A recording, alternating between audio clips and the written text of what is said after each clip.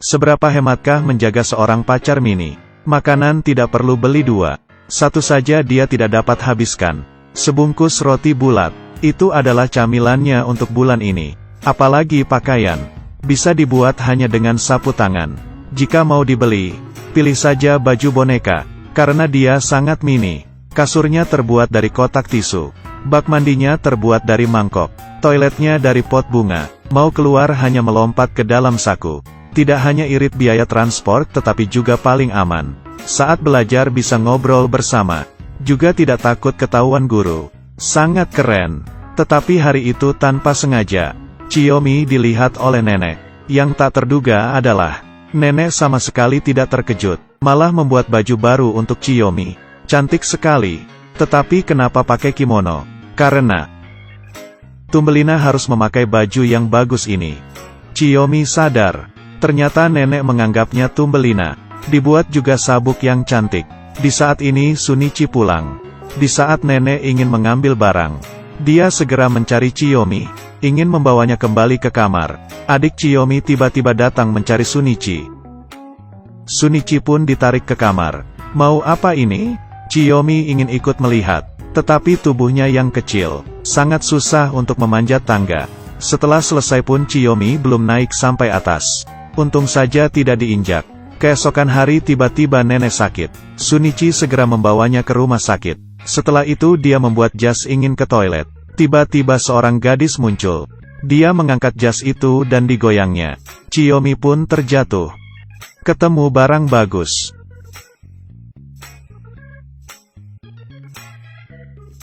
Seberapa buruk cara tidur seorang wanita. Kakinya begitu bagaikan kepiting. Tidur pun tidak teratur. Ingin menukar posisi saja. Hampir terjatuh dari kasur. Untung saja mata dan tangan Shunichi cepat. Tetapi hari kedua ketika menjenguk nenek, Shunichi baru saja ke toilet. Xiaomi sudah hilang. Ternyata barusan, Xiaomi dilihat oleh seorang gadis. Lalu ditangkapnya. Di saat ini dia ingin melarikan diri. Tetapi dia lupa kalau dia diikat. Sakit sekali. Gadis itu menarik tali dengan erat, dan menyuruhnya diam. Jangan lari peri kecil. Xiaomi pun terdiam, hanya bisa terpaksa menemani gadis ini. Tetapi nenek pas juga di ruangan ini. Melihat Shunichi masuk, Xiaomi terus melambaikan tangan. Tetapi karena kecil, Shunichi sama sekali tidak melihatnya. Malah terburu-buru ingin mencari Xiaomi. Cari kemana? Saya di sini. Xiaomi sangat panik. Untung saja nenek melihatnya. Dan memberitahu gadis itu, bahwa Xiaomi adalah peri Thumbelina. Kamu tidak boleh mengikatnya. Gadis itu pun percaya, memberi Xiaomi kebebasan. Di saat gadis itu tidur, Xiaomi keluar dari selimut. Tetapi bagaimana cara menghubungi Shunichi? Tiba-tiba pintu terbuka. Nenek membawa Shunichi masuk. Dia membuka selimut. Bukannya ini Xiaomi yang saya cari. Xiaomi. Shunichi. Shunichi memegang Xiaomi. Bodoh. Buat saya khawatir sekali. Setelah menemukan Xiaomi, Shunichi pun dapat tidur dengan tenang. Hari itu rahasia Xiaomi menjadi kecil. Diketahui oleh adiknya. Adiknya sangat sedih. Tiba-tiba teringat legenda kuno. Thumbelina berdoa pada matahari pagi hari. Berhasil kembali ke wujud aslinya.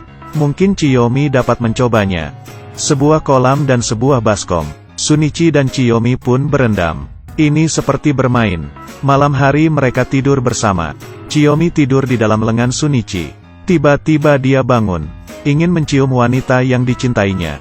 Malah teringat mulutnya. Akan membuat Xiaomi tak bernafas. Tunggu setelah berubah besar saja. Keesokan pagi, mereka duduk menunggu di atas batu. Baru saja fajar menyingsing. Xiaomi langsung berdoa. Tetapi legenda hanyalah legenda. Dia sama sekali tidak berubah.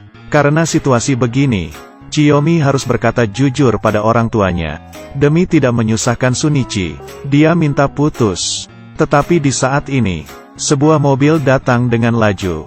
Shunichi tidak sempat menepi. Sehingga tertabrak. Dia terus melindungi Xiaomi. Kemudian tergeletak di lantai. Pemilik mobil itu pun berlari. Dengan susah Xiaomi memanjat keluar. Melihat Shunichi yang terluka, dia sangat panik. Di saat ini seorang wanita datang. Dia melihat Xiaomi. dan terkejut setelah Qiaomi melihat, ternyata ibunya. Karena desakan Qiaomi yang cemas, ibunya menelepon ambulan, membawa Shunichi ke rumah sakit. Qiaomi juga kembali ke rumahnya. Setelah dijelasin, keluarganya pun menerima kenyataan bahwa Qiaomi berubah menjadi kecil. Tetapi karena kecelakaan mobil, Shunichi mungkin saja tidak dapat sadar kembali. Qiaomi merasa bersalah.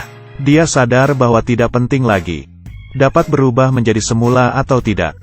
Saya mencintaimu. Kita terus bersama saja.